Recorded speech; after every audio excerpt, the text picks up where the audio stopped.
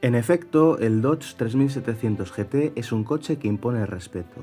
Estamos ante lo mejor y más caro que se producía en España a principios de los años 70, un automóvil descomunal en todos los sentidos, con ADN puramente americano, que además es historia del automovilismo español por ser producido por Barreiros en Madrid. Sus 5 metros de largo encierran un habitáculo de lujo y ostentación, ideado no solo para altos funcionarios y directivos de empresas, sino también para cierto público español beneficiario de la prosperidad que experimentaría la economía española. Debajo del capó tenemos un monstruo de 3.7 litros y 6 cilindros a años luz del resto de la oferta nacional.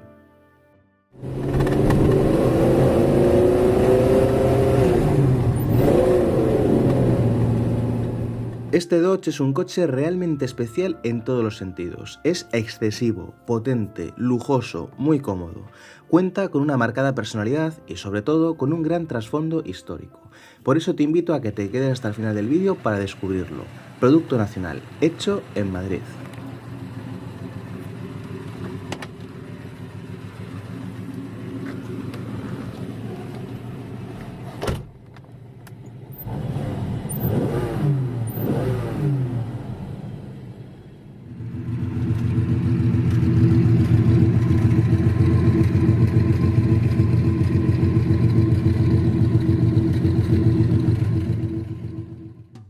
Pongámonos en contexto. A principios de los años 70, España era un país cerrado desde un punto de vista económico, por lo que los consumidores habían de conformarse con los modelos que se fabricaban aquí, es decir, la oferta era realmente escasa. En 1963, Eduardo Barreiros, uno de esos empresarios españoles hechos a sí mismo y famoso ya por producir tractores, camiones y motores diésel candidatos a la eternidad, se asocia con Chrysler en un intento de traer al mercado español un auténtico coche de representación que, en parte, dote de grandeza al parque automovilístico.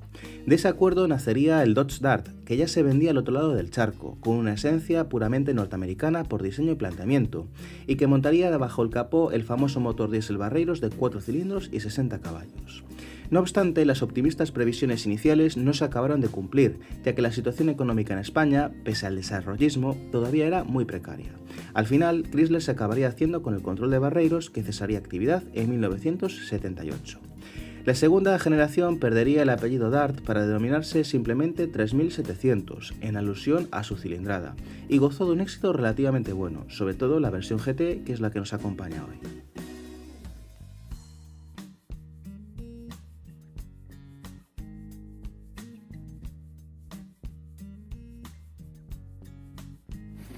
Como os comentaba al principio del vídeo, todas las dimensiones, todas las cifras en este Dodge son de otro planeta, de otra órbita. Parece que no hay límites en los recursos, que no hay límites a la imaginación y que es un coche, digamos, donde la palabra excesivo está por cada rincón donde queramos medir. Como es habitual en aquella época, tenemos acero inoxidable por todos lados, unas formas muy cuadradas como se corresponde con cualquier coche americano, a pesar de que la aerodinámica pueda resultar un poquito perjudicada, y en este caso, ya por tratarse de una unidad posterior a los años 70, tenemos doble faro frontal, en este caso 4 focos independientes. Tenemos una línea puramente clásica con un juego de proporciones de 3 volúmenes perfectamente definidos, donde el capó y el portón del maletero son mucho más grandes proporcionalmente que el habitáculo. Que eso, como veremos a continuación, tiene una serie de, digamos, consecuencias en el espacio interior, que es muy bueno, pero no es tan grande como podamos esperar. Eso lo vamos a ver ahora. Y hay una cosa que me llama particularmente la atención, y es que si nos fijamos en esta línea cromada que recorre todo el lateral, y por cierto, unos espejos retrovisores minúsculos, y más aún teniendo en cuenta las dimensiones del coche, fijaros en la línea de cintura cómo se ensancha esta parte de la puerta hacia atrás, de tal forma que el tren posterior, que los 3 cuartos traseros son más anchos, mucho más musculosos que el tren delantero, lo cual le da mucha personalidad al coche y desde un punto de vista personal tiene un diseño, le dan un toque realmente atractivo. Bueno, a pesar de tener la cinta métrica en algo más de 5 metros de longitud, por dentro tenemos un habitáculo que es muy grande, por supuesto, pero no tan grande como cabría esperar. Es un rasgo típicamente americano, coches de 5,5 metros hasta 6 metros, y que al entrar dentro nos damos cuenta de que podrían ser más grandes de lo que en realidad son. Aún así tenemos un espacio, como podemos apreciar, pues más que suficiente, y sobre todo mucho lujo y mucho confort. Fijaros el panel de la puerta, tenemos un material perfectamente mullido que ya me gustaría encontrar en muchos modelos del segmento de representación actual, detalles en acero inoxidable y un ensamblaje y una solidez realmente buenas. Recordemos que este coche es de fabricación nacional en Villaverde, en Madrid. Dentro tenemos una butaca con una espuma realmente suave, en ese sentido parece un coche más francés que americano, y un espacio hacia adelante más que suficiente para la estatura media de un español, de un ciudadano europeo en general de aquel entonces. En todo caso tenemos muchísimo espacio a lo ancho, es decir, es un coche obviamente para viajar dos adultos o directamente un alto funcionario o un alto directivo de una empresa, pero sí tenemos un espacio pues más que suficiente y ciertos detalles pues que marcan las diferencias, como los agarraderos, las luces de cortesía, los materiales que os acabo de comentar que tienen muy buena factura, inclusive la tapicería de cuero, que era un opcional si no recuerdo mal, y madera de verdad. En ese sentido pues es un coche plenamente de representación, plenamente de lujo y cumple con nota en este apartado. Todo ese lujo, todos esos buenos materiales que encontramos en las plazas traseras los vamos a encontrar también en el interior, con una diferencia. Y es que, como ocurre en muchos otros coches que tenéis en el canal, nos vamos a sentir más a bordo de un pequeño yate que de un coche. Hay un aspecto que sí que me llama la atención, y es que tenemos un volante que obviamente es gigante para los estándares actuales, pero que era realmente pequeño para tratarse de un coche de semejantes dimensiones hace 50 años.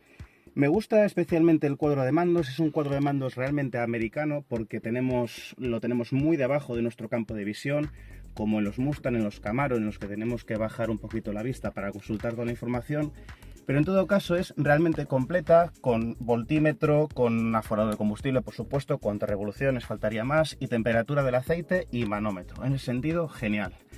Tenemos madera que es de madera de verdad, nada de símiles, tenemos un ensamblaje, una calidad de salpicadero realmente buena, detalles de acero, aquí no existe el plástico pintado, como en coches actuales, y manejar, digamos, la palanca de cambios, coger el volante de baquelita o simplemente tocar la plancha superior del salpicadero es un auténtico gustazo.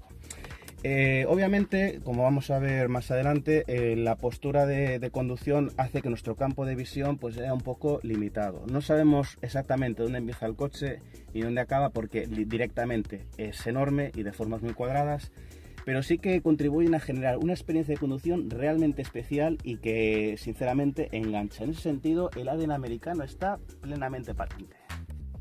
El maletero ocupa el enorme tercer volumen del coche y por tanto es enorme, de unos 600 litros y forma perfectamente rectangular, donde llama la atención las instrucciones de la tapa para cambiar una rueda o el conducto del combustible que va hacia el depósito. Obviamente debajo encontraremos una rueda de repuesto de tamaño normal, en este caso de 14 pulgadas.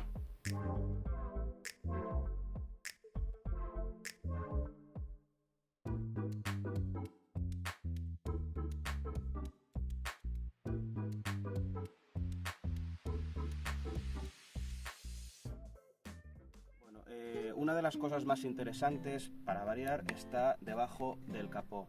Tenemos delante de nosotros un bloque de nada más y nada menos que 6 cilindros en línea y 3.700 centímetros cúbicos de cilindrada. Tenemos que pensar que en la España de los años 70 y a finales de los 60, el español medio de a pie acostumbraba a tener motores y a conducir coches de menos de 1 litro de cilindrada, e incluso la cifra mágica de los 2 litros estaba en los sueños de muchos conductores. En este caso estamos ante un coche puramente americano y tenemos un bloque de una cilindrada descomunal en aquel entonces que rompía absolutamente todos los esquemas. Un bloque de la antigua usanza, muy simple, realmente fiable, quizás la robustez sea lo más famoso, lo más destacable de todo el conjunto del propulsor, que entrega nada más y nada menos que 165 caballos, una cifra que puede parecer ridícula hoy día teniendo en cuenta la cilindrada del coche, del motor, pero al ser un bloque atmosférico sin turbo y que ahora mismo cuenta con 50 años, pues no estaba nada mal, y que permitía catapultar este Dodge, hasta los 170 km/h aproximadamente de velocidad punta. Así pues, tenemos una fórmula típicamente americana, donde la potencia se consigue con fuerza bruta, es decir, a base de aumentar la cilindrada. Lo bueno de esto es que disponemos de un generoso par motor y la respuesta en bajos y medios es notablemente buena. Obviamente la contrapartida son los consumos, muy altos en cualquier circunstancia y que rara vez bajarán de 15 litros. Hace 50 años no era una preocupación demasiado importante por el público al que iba dirigido, pero el depósito de solo 68 litros nos obligará a pasar por la gasolinera con bastante frecuencia.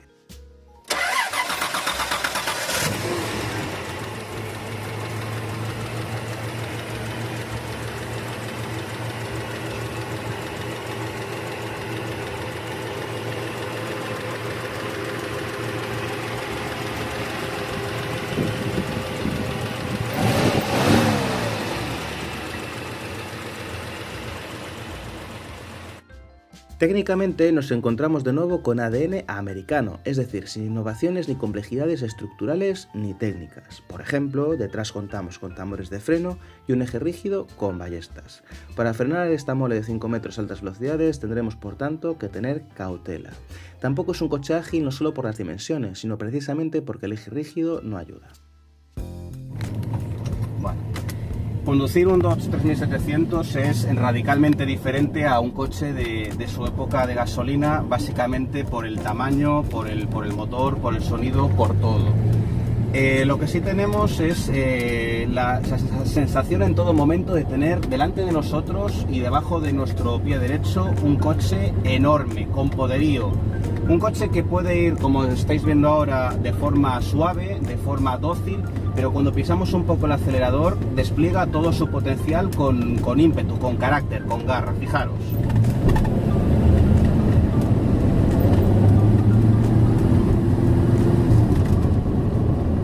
Tenemos unas suspensiones bastante blanditas, es un coche que es literalmente un barco, en ese sentido, como os vengo diciendo a lo largo del vídeo, tiene un ADN, una configuración plenamente americana, no hay ningún tipo de duda. Y a pesar de ser realmente cómodo, que lo es, porque tiene un talado muy blandito de suspensión, aunque la dirección es pues bastante dura y bastante firme para tratarse del coche que es, sí que se notan diferencias respecto a un Mercedes W123, un clase S directamente. Tenemos potencia, mucha potencia, y el coche nos lo deja patente en el momento en el que se lo exijamos. Con un consumo obviamente pues altísimo para los estándares actuales, pero digamos que en los años 70 pues era un consumo entre muchas comillas aceptable. Tenemos que tener en cuenta que la aerodinámica es mala por las formas cuadradas y que tenemos un motor 3700 debajo del capó.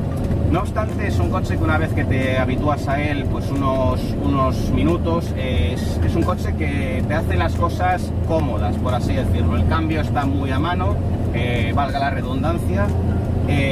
Sí que se puede pedir o exigir una quinta marcha, que sí que sobre todo en autopista digamos desahogaría bastante el régimen del motor y los consumos, pero es un coche que tampoco te exige demasiado. En ese sentido pues se lleva bien, se lleva con gusto.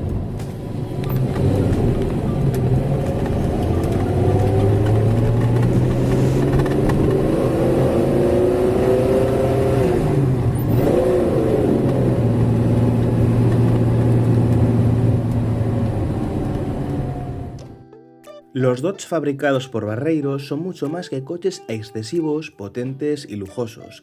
Son el reflejo de la capacidad que tenía nuestra industria hace más de 50 años para producir un automóvil impresionante, pura historia de un fabricante nacional emblemático como lo fue Barreiros.